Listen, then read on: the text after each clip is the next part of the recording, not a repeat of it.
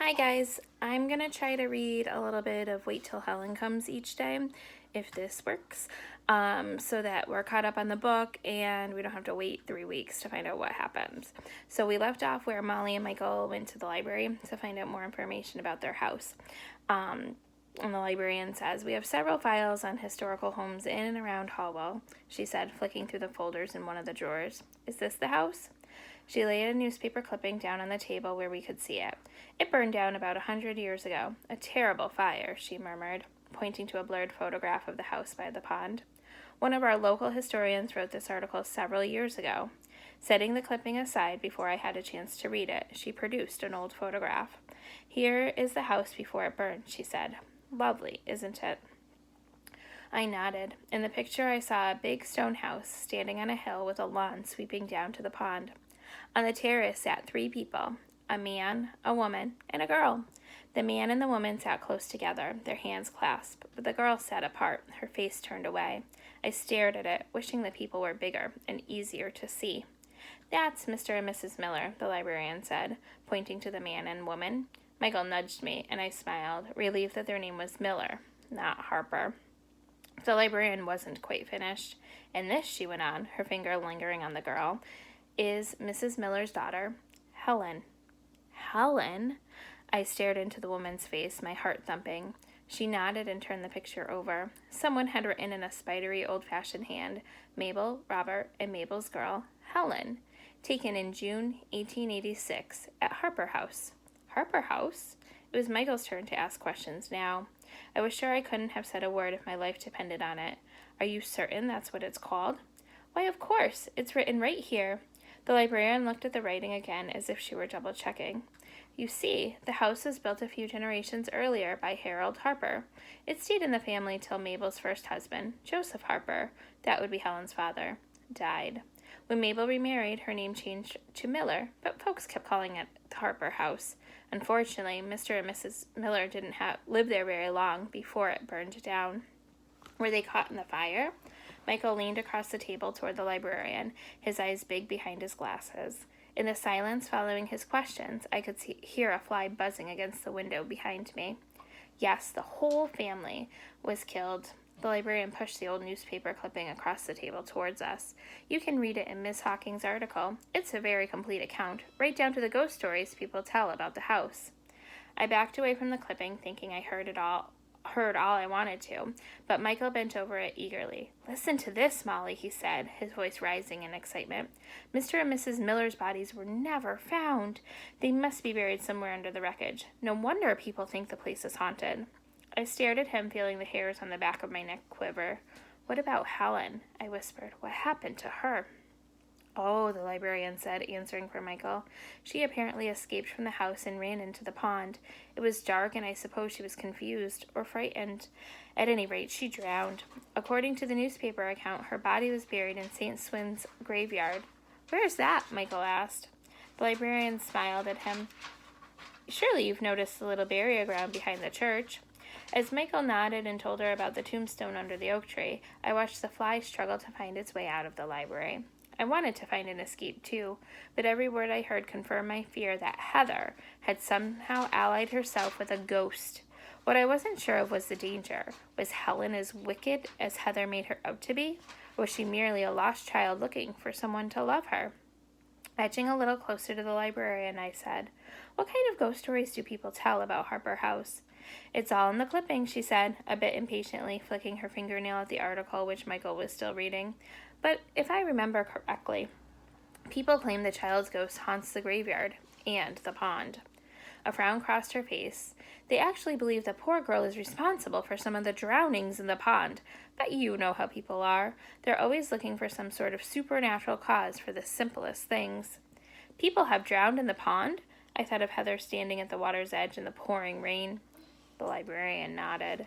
"It's a pretty place, and it's tempting on a hot day. Children don't need a ghost to lure them into a nice, cool pond." She smiled at me and added, "A child drowned last summer in the municipal pool, but nobody blamed that on a ghost." "In other words," Michael said, "you don't believe the stories." From his tone of voice, I could tell he was looking for an ally. She smiled and shook her head. I've picnicked by Harper Pond many times, and I never saw a thing but birds and butterflies. As she began to gather up the papers on the table, she paused and gazed at the picture of the Millers and Helen sitting on the porch, innocent of the terrible event that would soon destroy them. Nevertheless, it was certainly a tragedy, wasn't it? As soon as Michael and I were outside, I turned to him. Well, what do you have to say now? He shoved his glasses into place on his nose and frowned. Heather must have talked to somebody, Molly. The last time Mr. Simmons came to mow the graveyard, he must have told her about Harper House. But Michael, he didn't even know Helen's grave was there. He couldn't have told her what those initials stood for. Michael shook his head and began to pedal his bike down the street towards home. She made it all up somehow, he yelled back at me. I know it's just not a ghost, Molly. It's just not possible. Wait for me, Michael, I shouted, pumping hard. Don't go so fast. He slowed down and let me catch up, but I could tell he didn't want to talk about Harper House or Helen. The little wheels in his brain were spinning round and round, trying frantically to come up with a rational solution. I had a feeling he was just as scared as I was, maybe even more scared because science didn't have an explanation for something like Helen. All of a sudden, Michael slowed to a stop beside a road sign, almost hidden by the honeysuckle climbing over it. Look, Molly, this is Harper House Road. He pointed at a narrow dirt road curving up out of sight over a hill. Let's see where it goes. Before I could tell him that I had enough of Harper House for one day, if not for the rest of my life, he took off in a cloud of dust. Not wanting to ride home alone, I followed him, hoping the hill wouldn't be too steep for me. By the time I had huffed and puffed my way to the top, Michael was already vanishing around the sharp curve at the bottom. Putting on my brakes, I flew after him, my hair blowing straight back from my face, sure as I was going to shoot over my handlebars and split my head open. By a miracle, I managed to skid safely to a stop on a narrow stone bridge just behind Michael. Mr. Simmons was so startled by our sudden appearance that he almost dropped his fishing pole. Well, he said, where did you two come from? Straight down from the sky? That house, Michael said, pointing the ruins just visible through the trees. Did you tell Heather about it? Heather?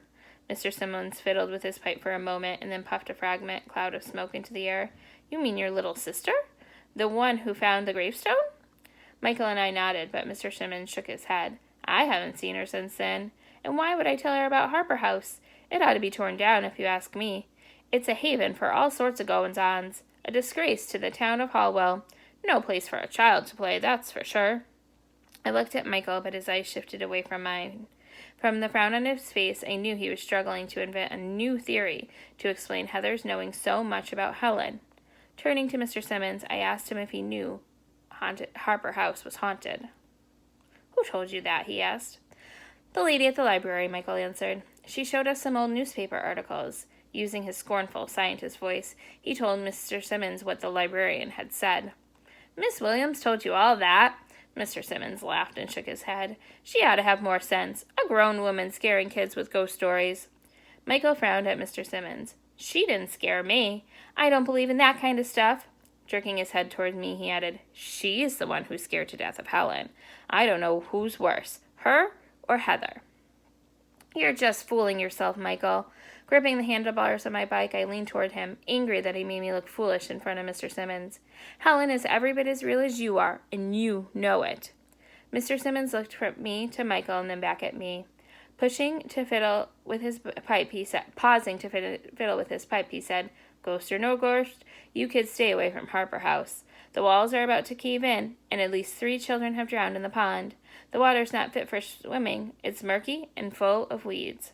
The librarian told us that some people think Helen's ghost lures the children into the pond. I gazed past Mr. Simmons at the water surface shimmering through the leaves. It looked very peaceful in the afternoon sunlight. Well, now, I don't know about that, Mr. Simmons said, but I do know a girl drowned there 3 years ago. She was one of these lonely little creatures. No friends. Nobody seemed to care much about her. You know the kind. Well, she disappeared one day, and that's where they finally found her. He gestured through the trees and into the glittering water. 10 feet under, he added, and all tangled up in weeds. I hope I never see anything that sad again. I looked at Michael and shivered, but he was staring at the ground, his forehead wrinkled. Well, now, I didn't mean to upset you, Mr. Simmons said a little too loudly. I just thought you should know the pond's no place to play. Pulling a watch out of his pocket, he mumbled, "My goodness, it's after 5 already. Time I got myself home." He tossed his rod and reel into the back of his pickup truck and turned to Michael. "Do you like to fish, boy?" Michael shrugged. "I don't know how." "Well, I'll tell you what. Next time I come over to mow the graveyard, I'll bring along an extra rod and teach you how. Would you like that?" Michael grinned and said he'd love it. Mr. Sims got into his truck, threw it into gear, and bounced away in the cloud of dust. "See, he doesn't believe the old stories either," Michael said. Without answering, I got on my bike and started pedaling slowly back up the hill. No matter what Michael or Mr. Sims thought, I believed in Helen, and I was afraid she had some sort of hold on Heather. They were linked, I thought, in so many ways, by their initials, by their loneliness, by their mother's deaths. Like the girl Mr. Sims had told us about, Heather was one of those lonely little creatures, friendless and unhappy, and I was frightened, not for myself, but for Heather. That's where we're going to pause. We'll read chapter 9 next time. Bye.